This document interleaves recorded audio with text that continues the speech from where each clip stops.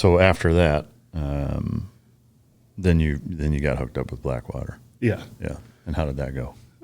Pretty good. Again, I was hoping to bring my dog, and Blackwater had a little more intense training regiment or whatever requirements and stuff like that. And one of the things was running, and I hate running.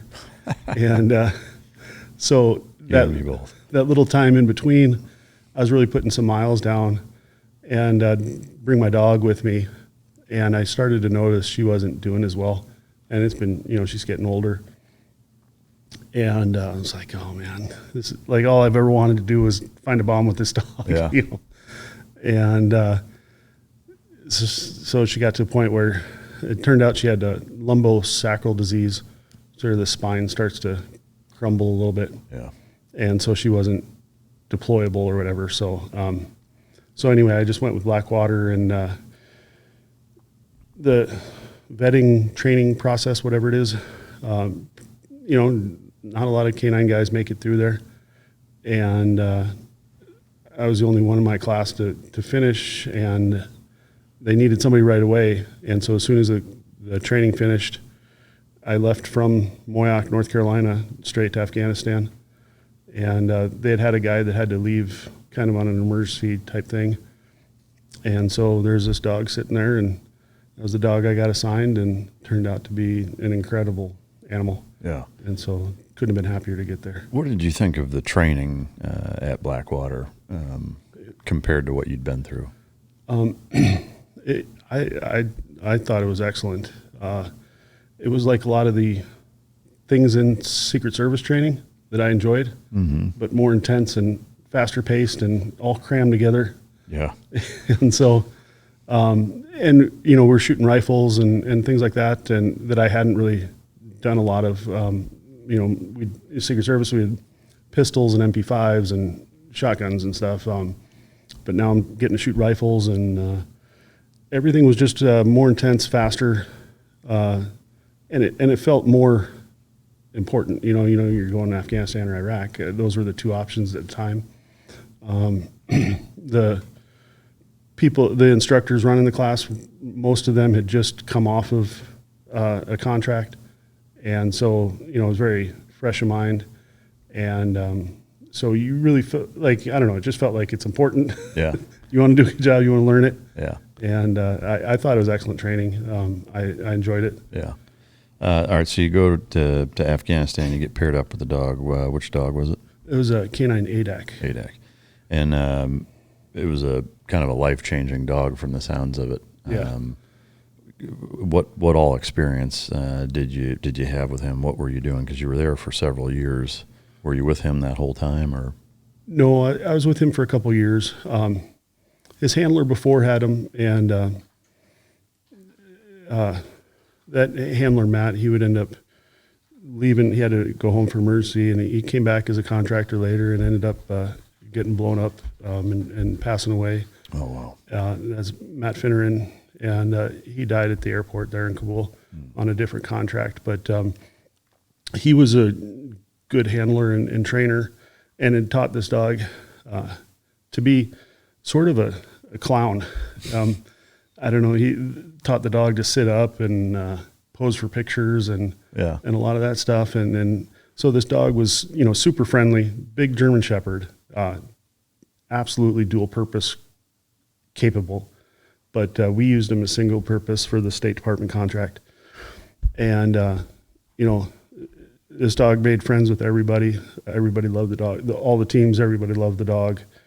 And it was pretty incredible. I just, the dog would stay in our rooms, sleep in our beds. And so you become really close to the dog really quickly. Yeah. And I couldn't have been happier to get that dog. Yeah. And, training wise, excellent. We did tons of training. If we weren't on mission, we were trying to do training. Yeah. And we'd make the problems more and more complicated to try to be better. Yeah. So. And what was the rotation like for those few years? Yeah. So when I first got there, we were typically on about a 90-30. So you'd work for 90 days, you'd be home for about 30. It could go 5 or 10 days either way, depending on people moving around and stuff. And then later on, I got to be on a 60-60 rotation, which was incredible for me and my family. Yeah. You don't get paid when you're not there, but to be able to be home. And that's how I really got to spend more time building our business was, I'd come home, do a lot of work on stuff. Yeah. And then go back to work in Afghanistan. Yeah.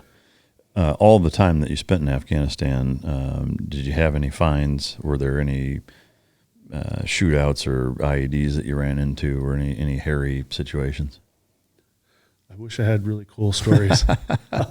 We did lots of awesome stuff. We traveled all around the country. We'd call them flyaway missions, go to different cities, different locations.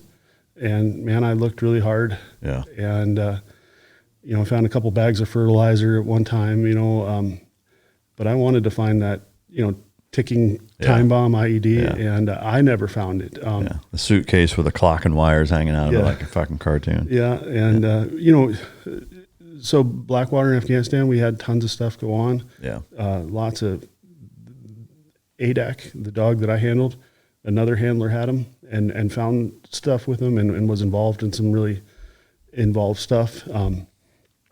But I, again, maybe it's just the grace of God. I didn't come in across much. I was looking. Yeah. No, I mean, that's, it's just how it works, there's, luck of the draw really with everything. And it's even that, it's like kind of how you look at it. But, so once you stopped handling him, did you stay at Blackwater for another period of time, or did you leave there and go to ATF after that? No, yeah. So I was ended up becoming the Kennel Master of our kennel. And so when I first got there, we'd have about six total handlers in Afghanistan. And so our contract was a little different. So they called us like the mobile team. So there's dogs at the embassy and they just stay at the embassy. They don't move. And then we would protect the ambassador and other, yuckity yucks that would come to Afghanistan. And so we would be mobile. So during a daily mission, we would go, maybe to the Ministry of Interior or the Supreme Court or, things like that. And so initially there was just 4 of us on the ground at a time. And then they started plussing those numbers up, especially after Iraq had kind of started to shut down with Blackwater and stuff. And so we ended up with, I'm trying to think here, probably 6 handlers on the ground at all times. And a handler was also the Kennel Master. So as a Kennel Master, I still did regular handling duty. And then we ended up with 2 K-9's up, 2 handlers, so maybe more than that, dogs up in Herat and some in Mazar Sharif. And so the program grew quite a bit while I was out there. Yeah.